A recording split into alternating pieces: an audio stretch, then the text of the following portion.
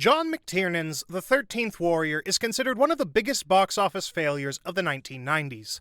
The failure had a severe impact on McTiernan's career.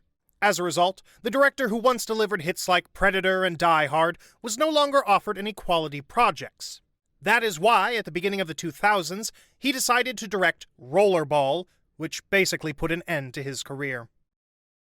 In 1996, when Eaters of the Dead went into production, no one considered the possibility of failure.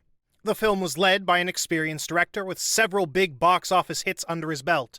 Its main star was Antonio Banderas, who was in great demand at the time. To top it all off, the plot was based on Michael Crichton's novel Eaters of the Dead.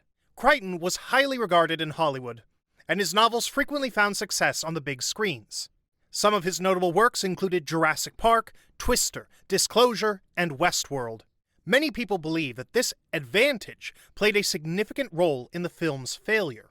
Thanks to his fame and connections in Hollywood, Crichton, who was originally supposed to be the film's producer and screenwriter, was given a great deal of creative control, which he took full advantage of.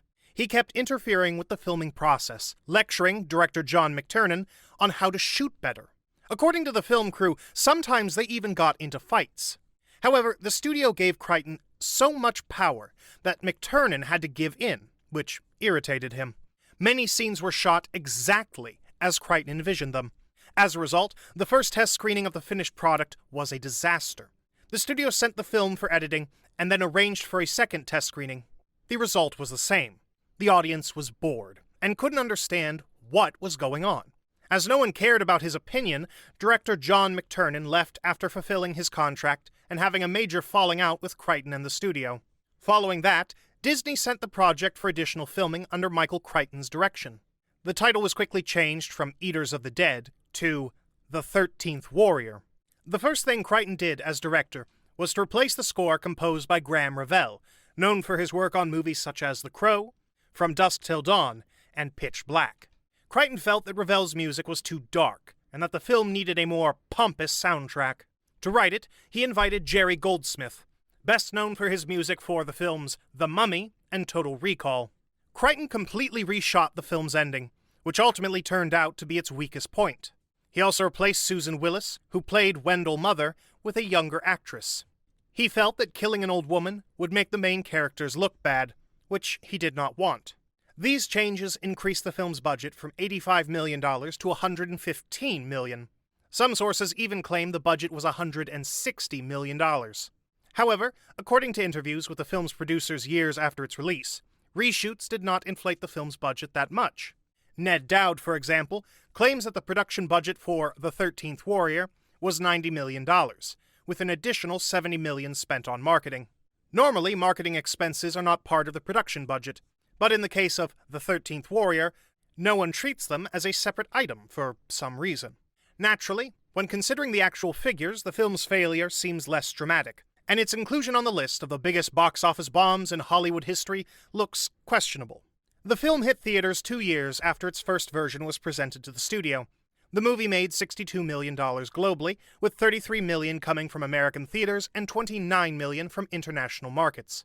Given the $90 million budget, the results seem disappointing, but not as disastrous as it would have been with a $160 million budget.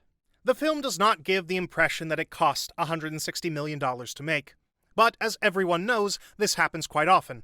So, it is up to you whether or not to believe those who claim that no $160 million was invested in it. Actor Omar Sharif was so shocked by the final version of the film that he refused any job offers for the next 4 years. He says he wanted to be in John McTiernan's movie, not what it turned out to be. The beginning of the film where Omar Sharif appears was greatly shortened in post-production. Disney tried to minimize losses. The film's props were sent to amusement parks. The Viking ship, for example, is now located at the Epcot theme park at Walt Disney World Resort in Orlando, Florida. Despite his previous work as a director, Michael Crichton never directed again after The 13th Warrior. Besides, he was never given that level of creative freedom again. It's not surprising that the studio had high hopes for Crichton at first. Shortly before filming on The 13th Warrior began, The Lost World, Jurassic Park, and Twister hit theaters. The Lost World was directed by Steven Spielberg, who would never let anyone tell him what to do. But as for Twister, Crichton was actually involved in the production as a producer. Antonio Banderas' career was least affected by the failures of The 13th Warrior. His problems began a couple of years later when his films Original Sin, Femme Fatale, The Body, and Ballistic all started to fail one after another. Thank you so much for watching, subscribe, and stay tuned.